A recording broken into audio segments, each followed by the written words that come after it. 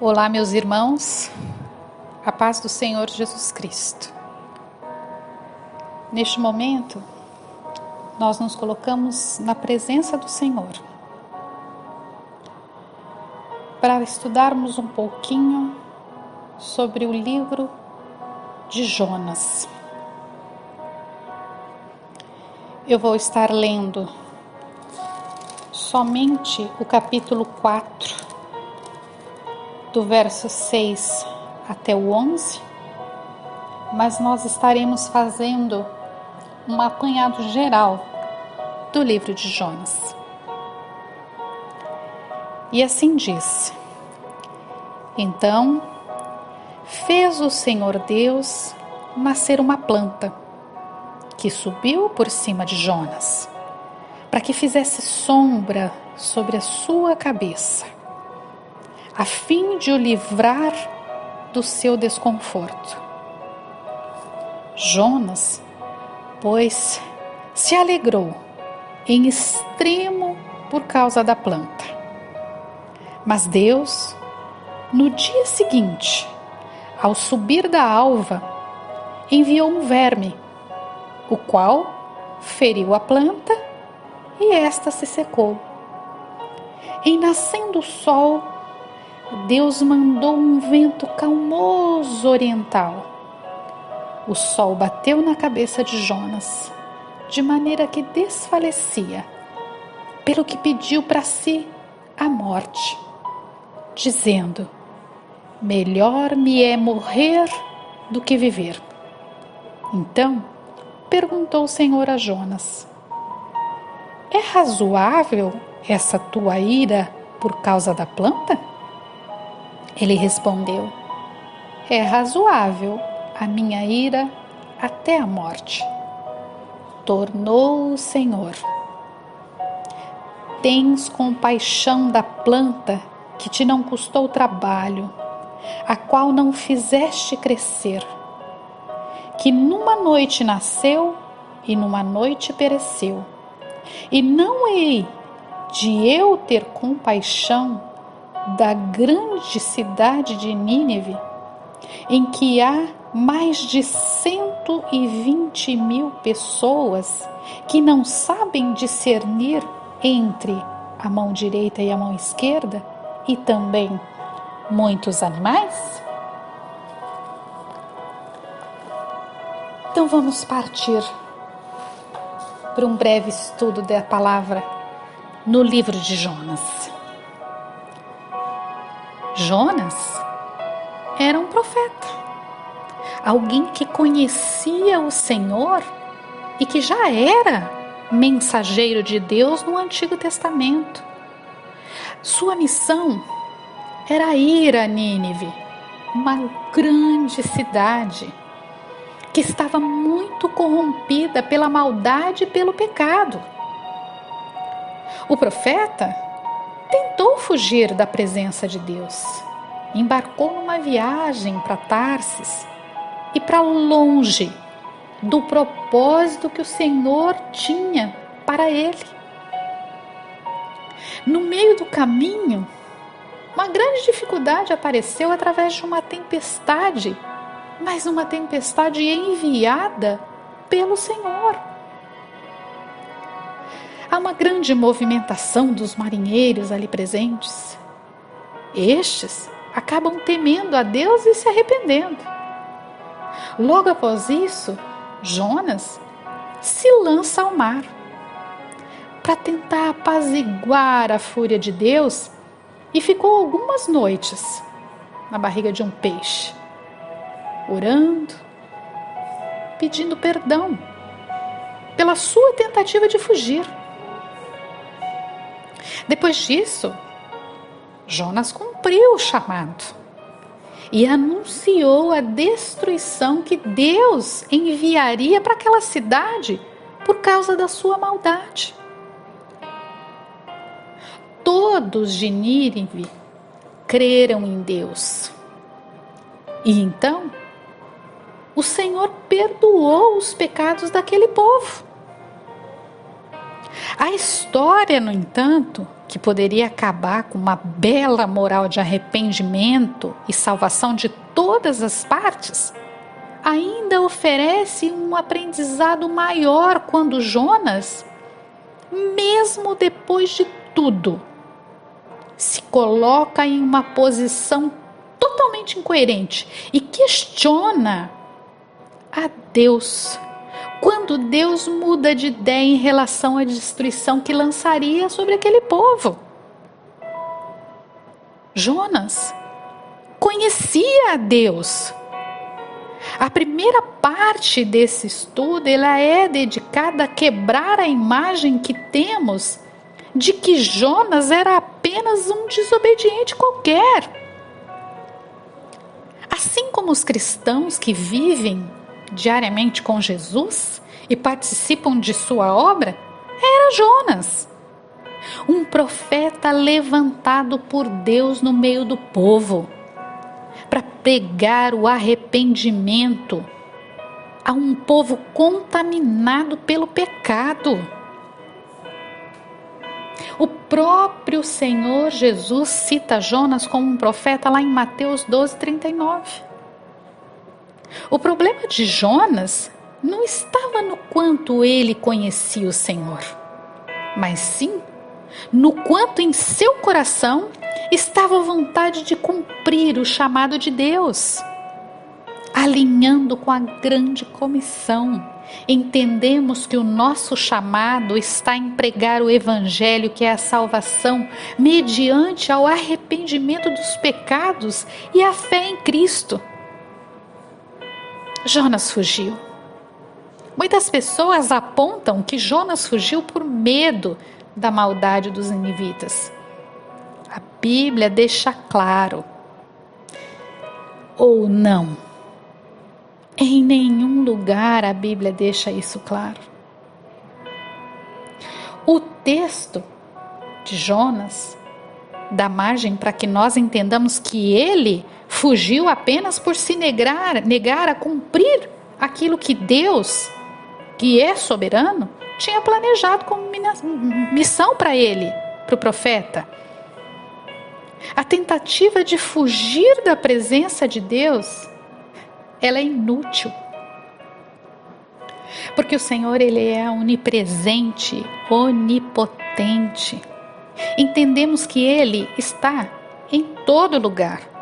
Ele tem poder para cumprir toda a sua vontade da maneira que lhe for melhor. Muitas vezes nós, cristãos, não sabemos nos sujeitar a Deus e nos colocarmos abaixo da sua soberania. Sabemos, à luz da palavra, que qualquer coisa que for contra essa verdade estará sempre presente e que existem falsos profetas no nosso meio, nós sabemos disso. Às vezes nós vamos a pregações muito mais centralizadas no homem do que em Cristo. E isso faz com que nós alimentemos a ideia de que a nossa vontade deve ser respeitada por Deus e não o contrário. Na sequência, Deus enviou uma tempestade.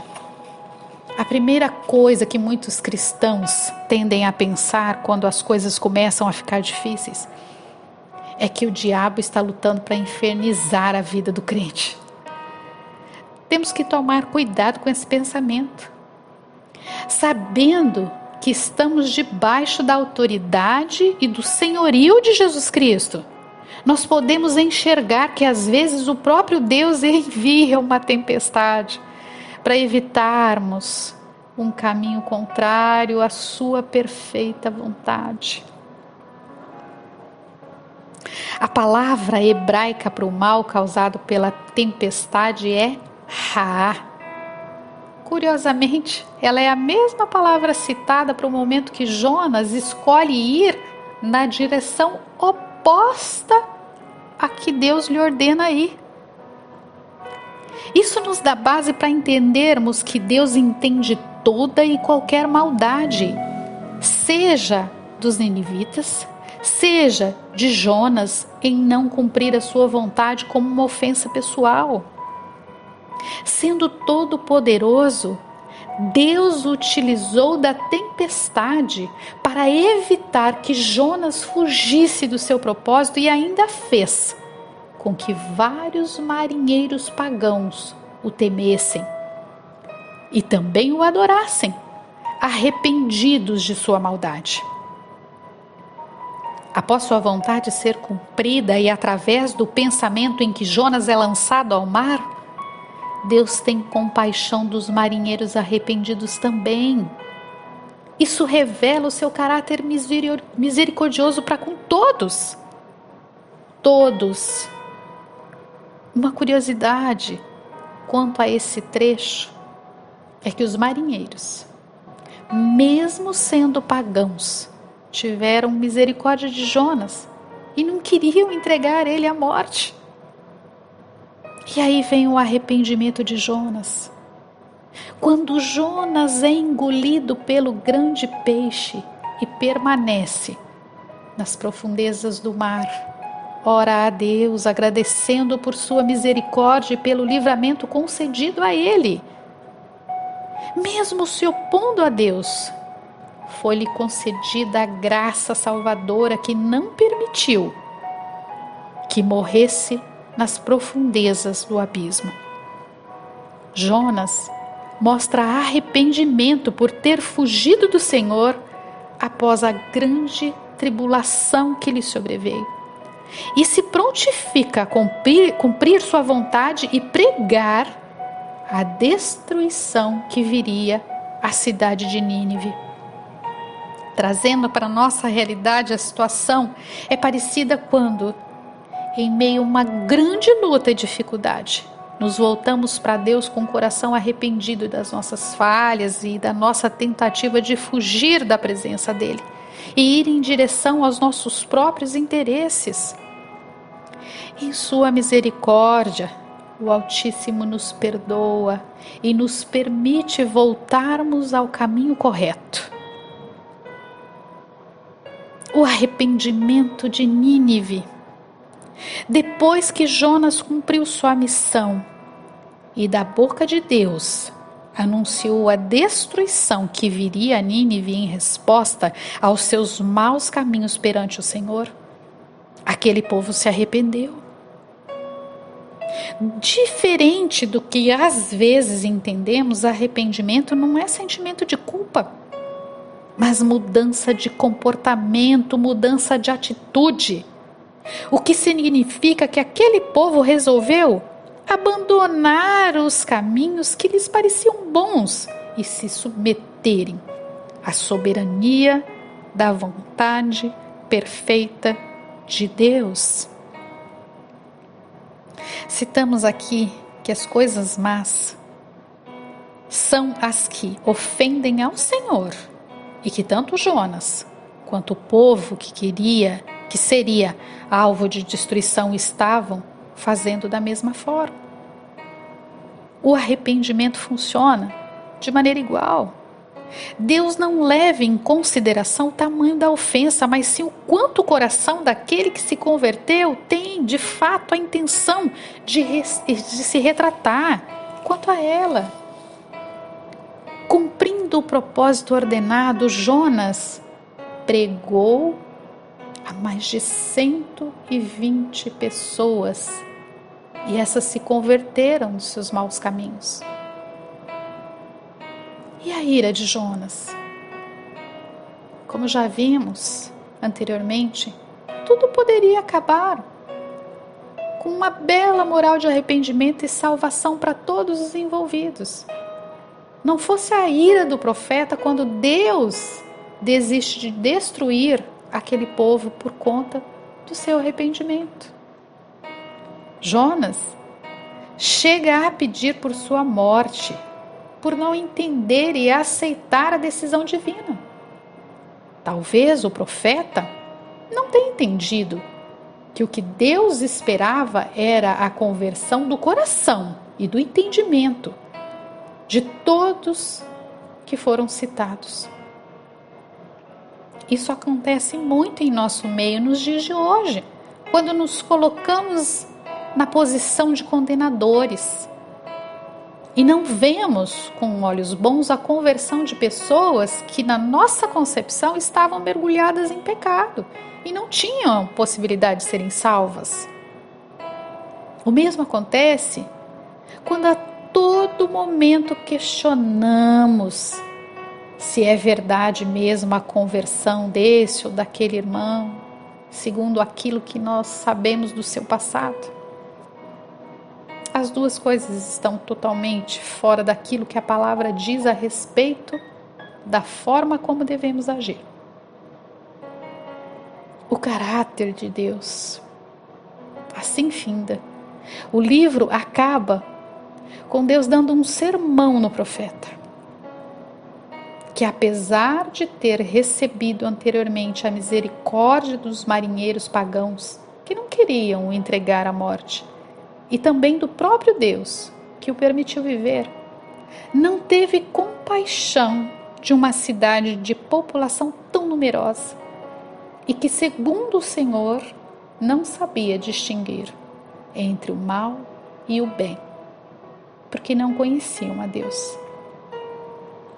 O caráter misericordioso e bondoso de Deus, visto no livro de Jonas, pode ser referenciado no ensino de Jesus Cristo, no texto de Mateus 6, 14 e 15, que diz assim: porque se perdoarem aos outros as ofensas deles, também o Pai de vocês, que está no céu, perdoará vocês. Se, porém, não perdoarem aos outros as ofensas deles, também o Pai de vocês não perdoará as ofensas de vocês. Que o Senhor nos abençoe e que nós possamos entender cada vez mais os propósitos do Senhor, que mesmo nas situações difíceis, Deus trabalha. As tempestades podem sim ser enviadas por Deus, para que Ele mostre entre todo o seu povo o seu poder e a sua glória. Que Deus abençoe você, que Deus abençoe a sua família e que nós possamos continuar a evangelizar.